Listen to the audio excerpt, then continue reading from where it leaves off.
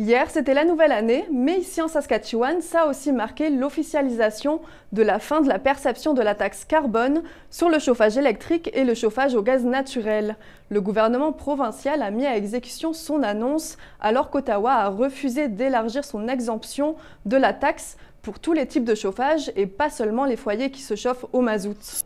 Pour Scott Moe, cela avantage surtout les foyers dans les maritimes et non pas les résidents des prairies. Avec la fin de la taxe carbone sur les chauffages, vous pourrez économiser 400 $ l'année prochaine, selon la province. La Saskatchewan a aussi adopté une loi pour cesser de percevoir cette taxe sans enfreindre la loi fédérale et donc éviter que les dirigeants de Sask Energy soient poursuivis juridiquement. Pour les employés de Sask Power, ils ne feront pas face à des répercussions juridiques selon la province, car elle explique qu'elle est responsable de la taxe carbone qui s'applique aux services publics d'électricité. Certaines préparations hypoallergéniques pour nourrissons pourraient être contaminées par une bactérie. L'entreprise En Famille, qui est spécialisée dans les préparations pour bébés, fait un rappel national de certaines de ces préparations. Cela concerne la formule hypoallergénique Nutramigène A+ LGG dans des lots qui expirent au 1er janvier 2025 et pour des contenants de 561 grammes. Santé Canada avise que les préparations ne devraient pas être consommées ou vendues car elles pourraient être contaminées par la bactérie Chronobacter sakazaki.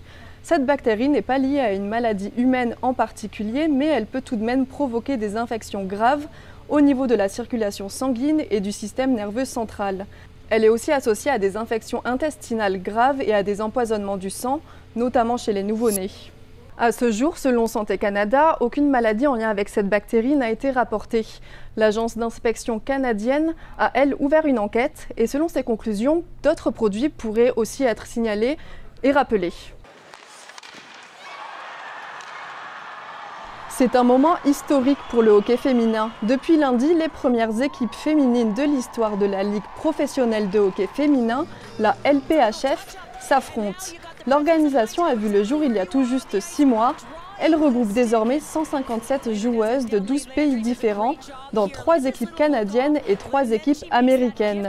Parmi ces joueuses, 4 viennent de la Saskatchewan, 2 de Saskatoon et 2 de Prince Albert.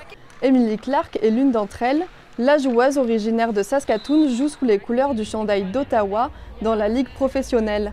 Elle détient déjà une médaille d'or et une médaille d'argent olympique. Avec ses coéquipières, Emily Clark doit affronter l'équipe de Montréal à 18 h ce soir. Voilà, c'est ce qui conclut notre vidéo journal. Pour suivre toutes nos actualités, rendez-vous sur l'application Info. À demain!